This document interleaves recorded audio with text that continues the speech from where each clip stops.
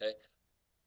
Maybe not some of you guys, maybe you would consider yourself a good person before you got religious or came to Jesus or however you would describe it, but I was not that person. I loved sin and I pursued it. I was ruthless with people. I was a deceiver. I would rip you off in a second. I would talk behind your back, and I loved it. I really enjoyed it. I pursued sin hard. And when I heard the gospel, because I grew up in the church, I heard the gospel over and over, it made me feel guilty. And so I pushed it away rather than coming to it by my choice. I chose to push it away. I chose to stop going to church. I chose to stop being around it. In fact, I began to say, this is lame. Christians are corny, right? That was my excuse. Christians are dorks. That was that was the way I talked, and that's really the way I viewed Christians, and now I am one. And I love to be a dork, and I love to be an idiot, and whatever I used to call them. I'm proud to be it now, right? Game time. All right. So, but my illustration is this: is that if God would have let me go, I would have continued to pursue sin and loved it all the way to hell. That is the state of the unbeliever. That is the power of sin. And God in his grace says, no, you're not going to love sin anymore. I'm going to give you a new heart. I'm going to give you a new mind. I'm going to give you new affections for me, which are impossible without me giving them to you. And you might wonder, where is that in the Bible? It's all over it. Let's go to a couple passages. Okay, and this will tie into Romans 11:25 and 26. So the first one is Deuteronomy 30. This will be Old Testament because it deals with not just, this isn't just a New Testament concept. Deuteronomy 30.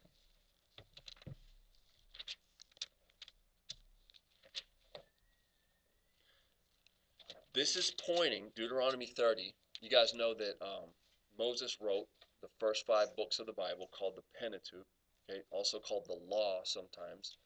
And Moses writes this, and Moses is a prophet, okay, just like Jesus and Isaiah and Ezekiel and Amos, prophets. And so Moses in Deuteronomy 30 is prophesying about what must happen if we are to be saved, and I believe that he's prophesying about a future Israel.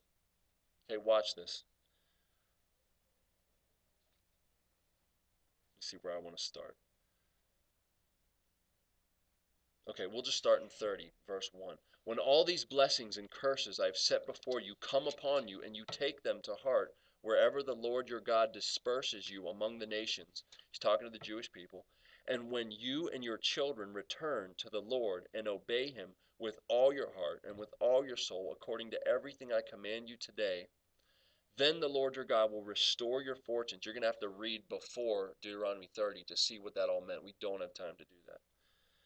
Then the Lord your God will restore your fortunes and have compassion on you and gather you again from all the nations where he scattered you. This is happening today.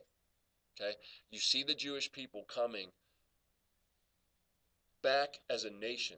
Okay, this happened in 1948. It was the sort of the buying of Israel back of the land, and that's why all the wars are happening. I'm not saying the Jewish people are responsible, but the Arabs want the Jewish people out of there. Hey, Ahmadinejad continuously says his goal is to wipe Israel off the face of the map, to destroy them completely. Okay? And every Arab nation does not want Israel to be a nation. But God says, I'm going to gather them back as a nation, and here's what I'm going to do. Verse 4, even if you have been banished to the most distant land under the heavens, from there the Lord your God will gather you and bring you back. He will bring you to the land that belonged to your fathers and will take possession of it. Here it is. He will make you more prosperous and numerous than your fathers. This is where the new birth is pointed to, and love for God must be given by God. The Lord your God will circumcise your hearts. What is the heart? We just talked about it. The core of your being, your essence. Circumcision in the Old Testament was not like it is today. It was a sign of the covenant given to Abraham that they would be the people of God. And it was a physical reality that pointed to a spiritual reality, which is We need our sin problem taken out, cut away, dealt with. And he says, I will circumcise your hearts and the hearts of your descendants. Here it is, so that you may love him with all your heart and with all your soul and live. Without the circumcision of the heart, we cannot love him because we don't want to love him. We want to love the darkness. John 3:19, Jesus spelled it out as plainly as ever. Men love the darkness rather than the light being God. And they will not come into the light for fear their deeds will be exposed. Anyone who comes into the light comes in to show that what has been done through God or by God. That's the only way anyone's come into the light. And the reason is not because of God, it's because of us. It's because of sin. It's because of our love for sin and our dislove for God. And this should point you to how powerful sin is, how destructive of a force it is, how opposite it is of God.